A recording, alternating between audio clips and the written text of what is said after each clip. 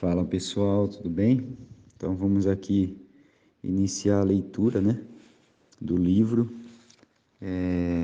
Subindo o Shemitah, do pastor Rodrigo Aldeia, tá? A gente vai fazer a leitura aí, são 7 capítulos, desse livro. Olha que interessante, 7 capítulos, Então eu gostaria de compartilhar com vocês a leitura desse livro, para que a gente entenda um pouquinho mais sobre esse momento tão importante, que nós estamos vivendo, sobre o Shemitah, tá? Está encerrando um ciclo, iniciando um novo ciclo agora desse processo, ok? Vamos lá então. No capítulo 1 ele fala sobre discernindo os tempos e as estações, a tribo de Issacar. A incapacidade de discernir os tempos é uma das maiores perdas que a igreja teve ao longo das épocas. Isso não afetou apenas nosso dia a dia, mas limitou nosso entendimento dos tempos de Deus. Ele opera em ciclos, com tudo e com todos. Esta é a forma escolhida por Deus para trabalhar com a natureza e com a humanidade. Essa característica do Senhor pode ser identificada desde o início da criação. Gênesis 1, do versículo 1 ao 5, ele apresenta, entre muitos outros conceitos importantes, a criação do ciclo diário.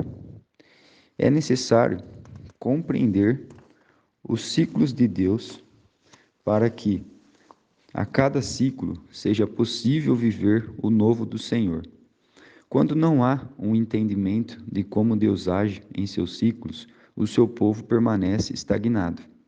Certamente, a vontade do Senhor é ver o seu povo avançar, estabelecer o seu reino na terra e o seu propósito de salvação. Por esse motivo, a Bíblia fala tanto sobre ciclos como estudaremos nos capítulos a seguir. Então, Gênesis 1, do 1 ao 5, diz: No princípio criou Deus os céus e a terra era sem forma e vazia, e havia trevas sobre a face do abismo. E o Espírito de Deus se movia sobre a face das águas. E disse Deus: haja luz, e houve luz. E viu Deus que era boa a luz, e fez Deus separação entre luz e as trevas. E Deus chamou a luz dia, e as trevas chamou noite. E foi a tarde e a manhã o dia primeiro. Assim como o Senhor criou o ciclo diário, ele estabeleceu também o ciclo semanal, conforme Gênesis, capítulo 2, do versículo 1 ao 3. Esse texto apresenta um princípio fundamental na caminhada com o Senhor, que é o descanso. Mais à frente, no terceiro capítulo, o assunto descanso será abordado com maior profundidade. Nesse momento, é importante compreendermos, por meio da palavra de Deus, que ele opera em ciclos. Então, Gênesis 1, do Gênesis 2, do 1 ao 3, diz assim: Assim os céus, a terra e todo o seu exército foram acabados. E havendo Deus acabado, no sétimo dia, a obra que fizera, descansou. No sétimo dia, de toda a sua obra que tinha feito. E abençoou Deus o sétimo dia, e o santificou, porque nele descansou de toda a sua obra que Deus criara e fizera. Além dos 2 ciclos já mencionados, dia e semana, a palavra nos mostra muitos outros ciclos, como os meses, o ano, as estações, os períodos de plantio e de colheita, a comemoração de festas, etc. Como já mencionado, o objeto de estudo desse livro é um ciclo especial, denominado Shemitah. O capítulo 2 trará do significado literal deste termo hebraico. Contudo, nesse primeiro capítulo, o objetivo é esclarecer, por meio da palavra de Deus, a forma como o Senhor opera em seus ciclos e a importância atribuída por ele a este tema. Em sua sabedoria, o Senhor sempre levantou, em cada geração, um grupo de servos que entendiam os tempos e as estações, ou seja, os ciclos. O assunto é tão importante para o Senhor que ele instituiu uma das 12 tribos de Israel para este propósito, conforme 1 Crônicas 12, 32, que diz: E dos filhos de Issacar, 200 de seus chefes, destros na ciência dos tempos, para saberem o que Israel deviam fazer, e todos os seus irmãos seguiam suas ordens. Durante muitas gerações, a tribo de Issacar foi responsável por estender os ciclos de Deus, discernindo o que fazer e em qual tempo atuar. A tribo de Issacar é descendente do trono, filho de Jacó, quinto filho de Lia, conforme Gênesis 30:17. O nome Issacar significa a recompensa. E é justamente isso que ocorre quando entendemos os ciclos do Senhor. O principal discernimento que estava sobre a tribo de Issacar era a compreensão do ciclo Shemitah. O descanso, a cada 7 anos, era tão importante que o livro de Levíticos trata de juízo do Senhor sobre quem não respeitasse esses ciclos,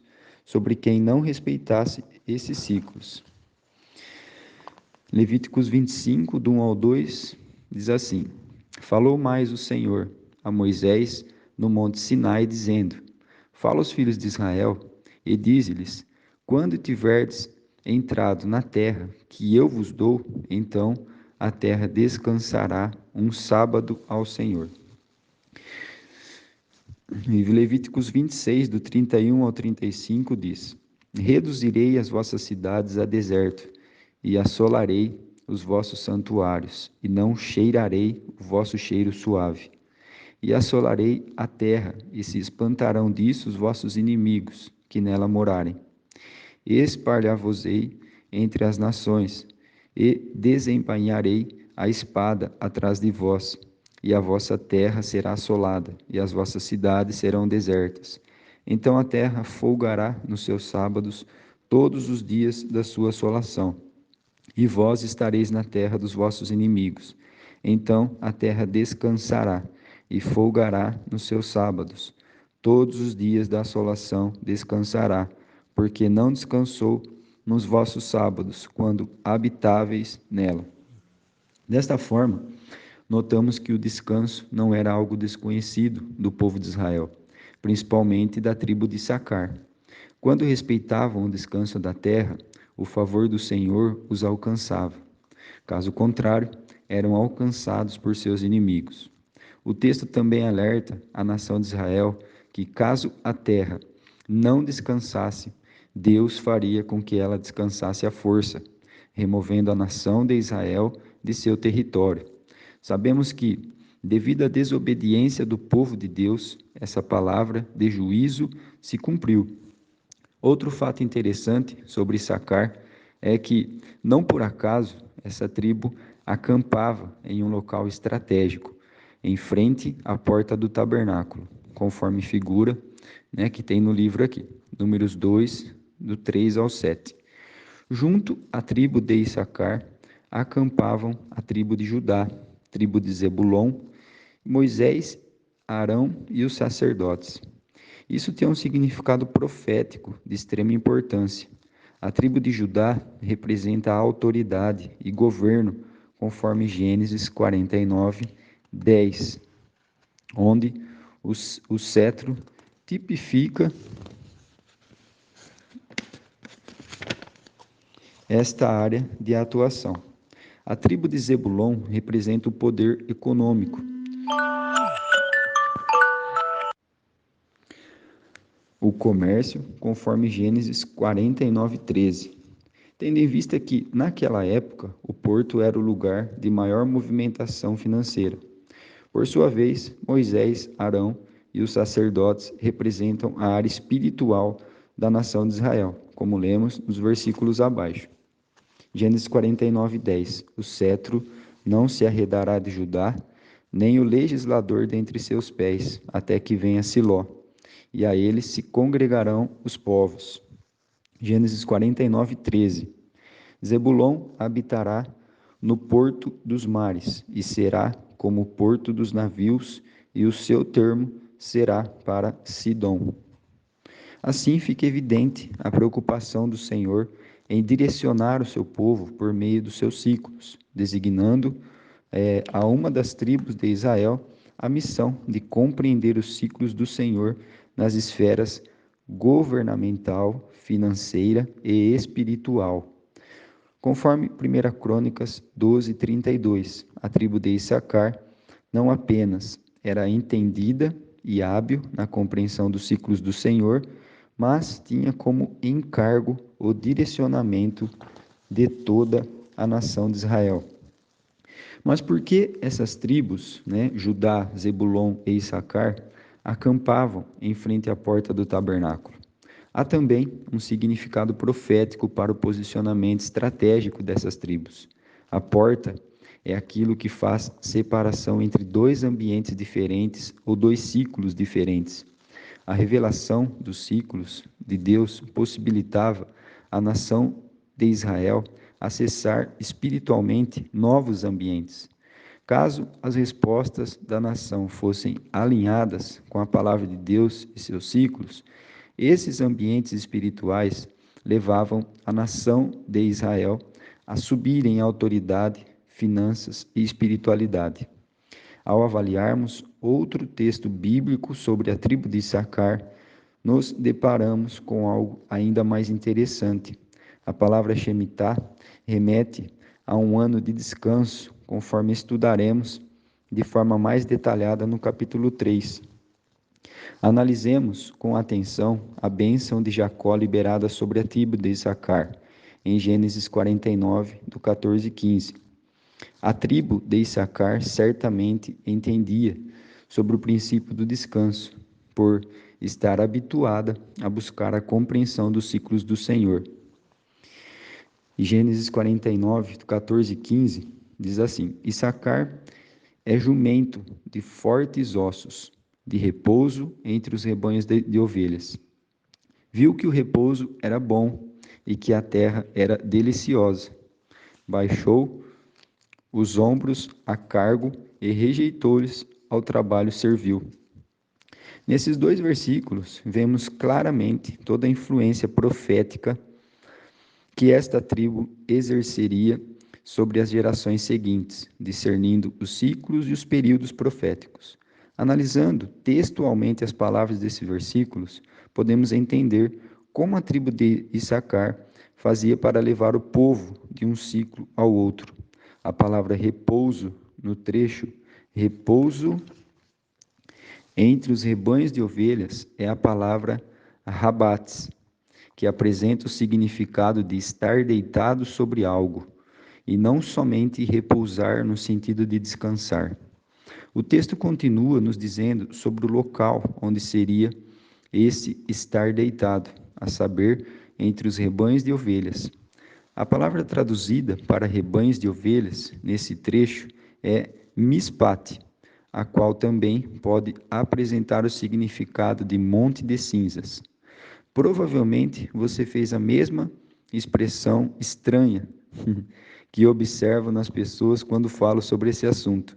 Por isso, vamos procurar compreender por meio da palavra de Deus o que significa estar deitado sobre o monte de cinzas. Altar de cinzas. Na palavra de Deus encontramos alguns exemplos sobre cinzas e suas funções, os quais certamente nos auxiliarão no entendimento desse texto. A tribo de Issacar estava entre as ovelhas, mas a palavra mispat foi rica, muito rica em seu significado. Também nos mostra que, de uma maneira profética, eles deitavam nas cinzas. Todas as vezes em que era necessário mudar um ambiente difícil ou transitar de um ciclo para o outro, o povo de Deus citava as cinzas.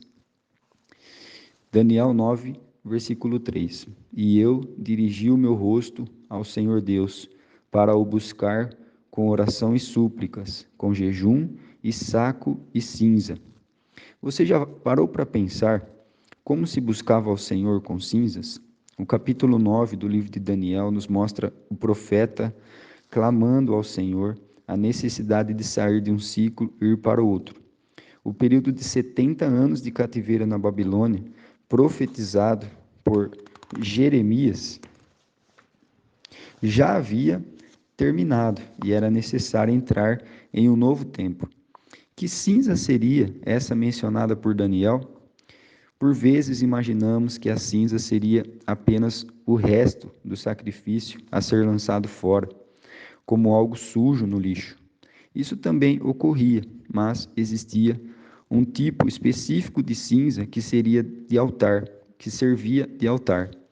Os textos de Levíticos 4:12 e 6:10 nos esclarecem esta questão. Vamos lá então, Levíticos 4:12. Enfim, o novilho todo levará fora do arraial a um lugar limpo, onde se lança a cinza, e o queimará com fogo sobre a lenha, onde se lança a cinza se queimará. E Levítico 6:10 diz assim: E o sacerdote vestirá sua veste de linho, e vestirá as calças de linho sobre a sua carne, e levantará a cinza, quando o fogo houver consumido o holocausto sobre o altar, e porá junto ao altar. Sem dúvida, a tribo de Issacar entendia sobre cinzas e sabia que a atitude profética de se deitar sobre elas resultava no fim de um ciclo e na entrada de um novo. 3 pontos importantes sobre esse ato profético podem ser destacados. Primeiro, cinzas como resultado final da obediência a Deus. As cinzas representavam que tudo aquilo que o Senhor tinha pedido ao povo havia sido realizado. Isso se cumpria na atitude do sacerdote, o qual representava o povo diante de Deus. Existia todo um procedimento complexo para a realização de sacrifícios. O produto final desse procedimento diário eram as cinzas. Desta forma, as cinzas representam que tudo foi realizado conforme solicitado pelo Senhor. Já o acúmulo de cinzas em um monte representa que esta obediência era constante. O poder da obediência nos permite viver novos tempos com o Senhor, cumprindo seus propósitos. Segundo, cinzas como um memorial diante de Deus. Muitos homens de Deus invocam um memorial para viverem o novo de Deus em suas vidas. Em momentos de dificuldades, eles traziam à tona a obediência do ciclo anterior. As cinzas eram, portanto, uma chave para acessar as novidades do Senhor em um novo ciclo. E terceiro, cinzas como local de recomeços. Quando o povo de Israel estava em momentos de instabilidade, os profetas insistiam com o povo para buscar o Senhor nas cinzas, representando o arrependimento. Essa atitude de buscar ao Senhor com humildade e quebrantamento possibilitava a nação de Israel acessar um recomeço. Jeremias 6:26. Ó filha do meu povo, cinge-te de saco e revolve-te na cinza. Pranteia como por um filho único, pranto de amargura, porque de repente virá o destruidor sobre nós. Nesse capítulo entendemos, portanto, que nosso Deus trabalha em ciclos e que isso é importante para Ele. Aprendemos que precisamos compreender como nos alinhar com a vontade de Deus e que nossa postura em cada ciclo determina se continuaremos estagnados ou avançaremos para novos ambientes espirituais. O capítulo a seguir nos trará à luz da palavra de Deus o entendimento literal de um ciclo importantíssimo, que é o Shemitah. Após estudarmos esta palavra e seu significado, poderemos mais facilmente descobrir como avançar nos propósitos do Senhor a cada ciclo. Amém, galera? Então, a nossa postura no ciclo vai determinar se nós subiremos ou desceremos. Pessoal, então aqui encerra o capítulo 1, tá? Aí nos próximos dias aí vou estar encaminhando os outros capítulos, até finalizarmos a leitura do livro Subindo o Shemitah, que são 7 capítulos. Bem? Deus abençoe.